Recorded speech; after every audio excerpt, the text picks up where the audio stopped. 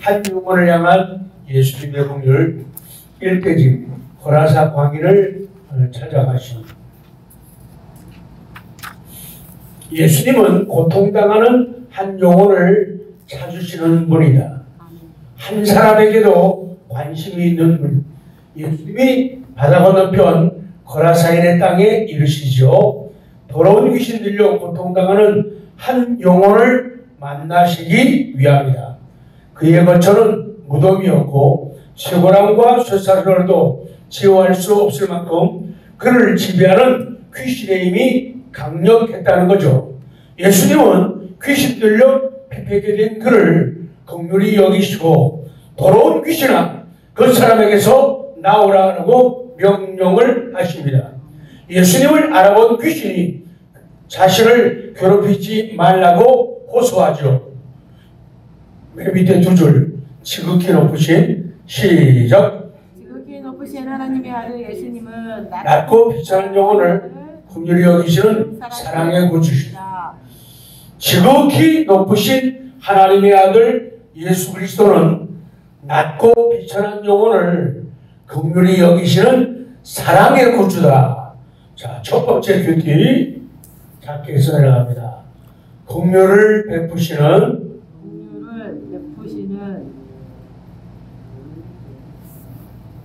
긍휼을 베푸시는 하나님의 은혜는 긍휼을 베푸시는 하나님의 은혜는 죄를 짓는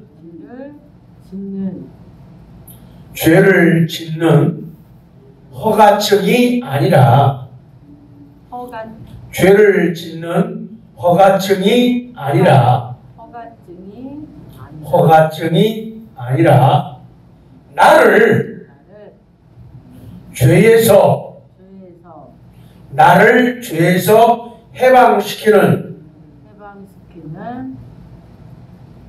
나를 죄에서 해방시키는 자유이다.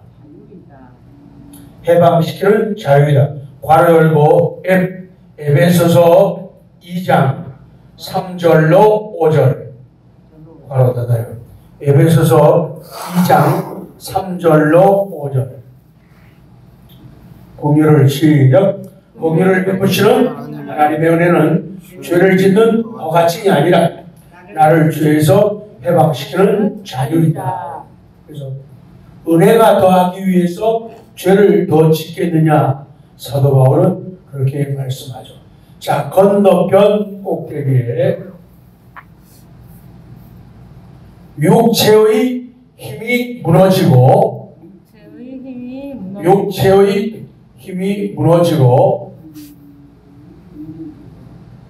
환경적으로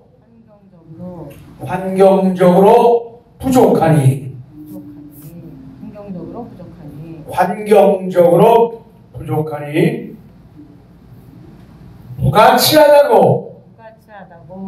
무가치하다고 말하지 말라.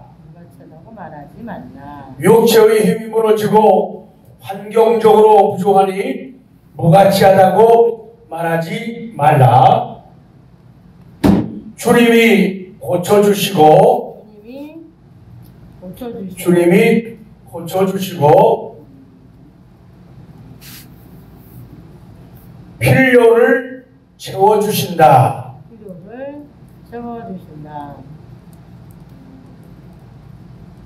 주님이 고쳐주시고 필요를 채워주신다. 육체의 힘이 무너졌다고 환경적으로 너무도 부족하다고 해서 나는 가치가 없는 쓸모없는 존재라고 말하지 말라는 거예요. 참 우리가 연약하고 너무도 부족합니다. 섰다고 하지만 선 것도 아니고 앉았다고 하지만은 앉은 것도 아니고 강하다고 하지만은 힘 있는 것도 아니고 안다고 하지만은 아는 것도 아닌 정말로 부족한 존재입니다. 요새같이 연약함과 아픔이 있는 그런 시절, 그런 계절, 그런 때에는 더욱더 우리의 육체의 힘은 무너지게 되고 환경적으로도 부족합니다. 그럴 때 절대로 나는 무가치한 쓸모없는 존재라고 말하지 말라는 거예요. 그래도 그때마다 주님이 나를 고쳐주시고 나의 필요를 채워주신다. 고침받아도 영원한 고침은 없어요. 하나님의 능력으로 우리가 고침받아도 결국은 연약한 우리들은, 죄 많은 우리들은 또 아프고 문제 생기고 발생하게 되어집니다. 읽어요. 시작. 육체의 힘이 무너지고 환경적으로 부족하니 무가치하다고 말하지 말라. 주님이 고쳐주시고 필요를 채워주신다. 아멘. 마지막 이대지. 거라사 광인이 치유받습니다.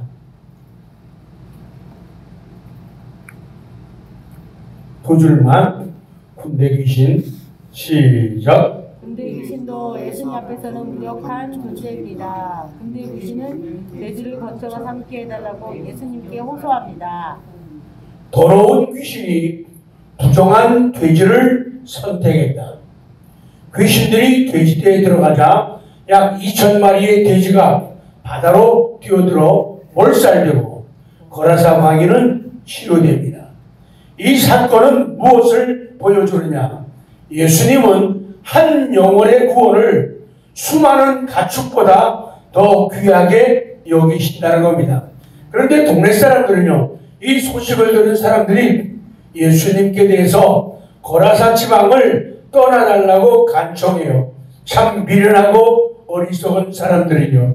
아마도 재산 피해를 입은 사람들일 것이다.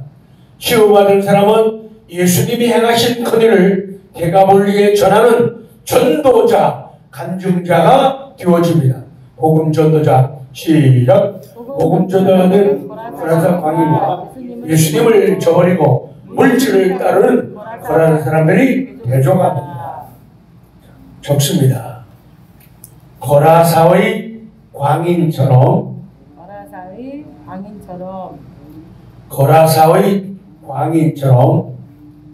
행동의 변화를 거라사의 광인처럼 행동의 변화를 일으키지 않는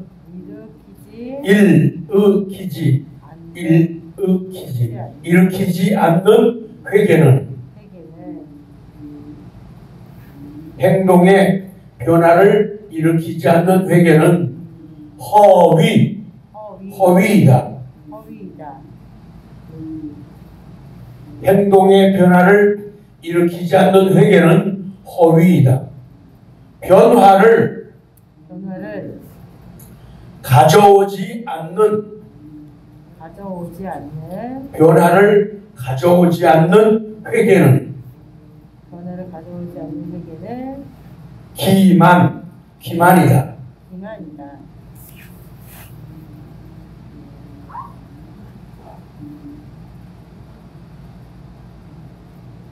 그러니까 거라사의 광인이 변화를 일으키지 않다는 게 아니라 변화를 가지라는 거예요. 행동에 변화를 일으키지 않는 회개는 허위이다. 허위가 뭐예요? 진실이 아닌 것을 진실인 것처럼 꾸미는 것. 그러니까 그것은 참된 회개가 아니다. 그리고 변화를 가져오지 않는 회개는 기만이라는 거예요. 기만. 남을 속여 넘기는 걸 갖다가 기만이라고 하죠.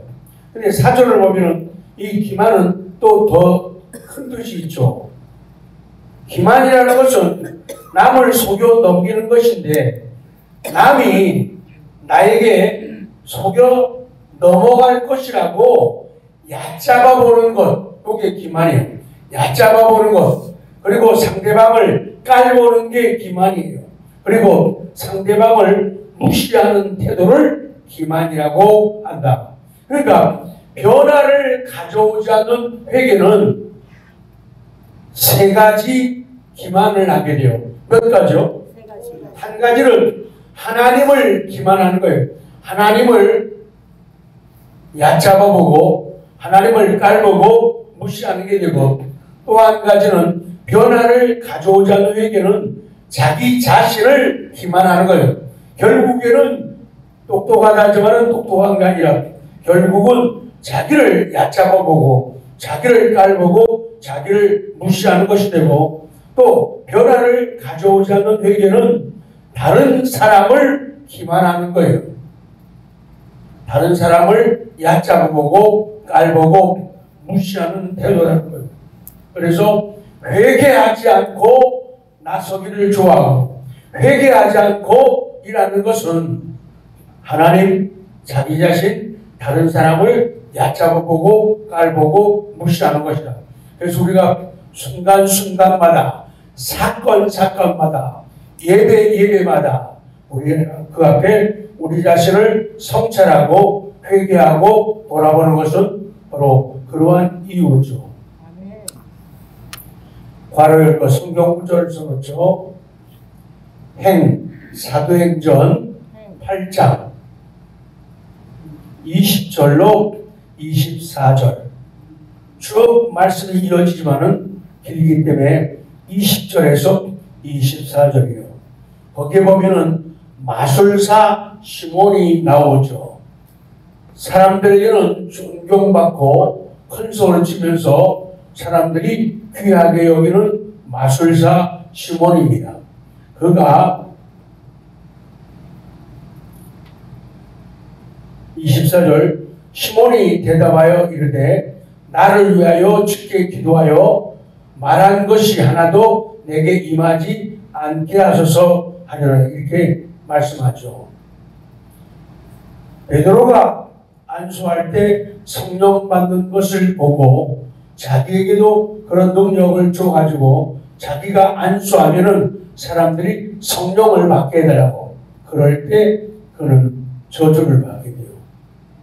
그럴 때 그가 자기를 위해서 기도해가지고 그런 저주가 임하지 않게 해달라고 말하죠.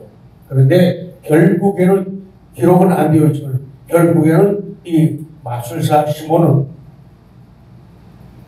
진정한 변화를 가져오지 않는 회개였기 때문에 그는 하나님과 자신과 다른 사람을 기만할 수밖에 없었다.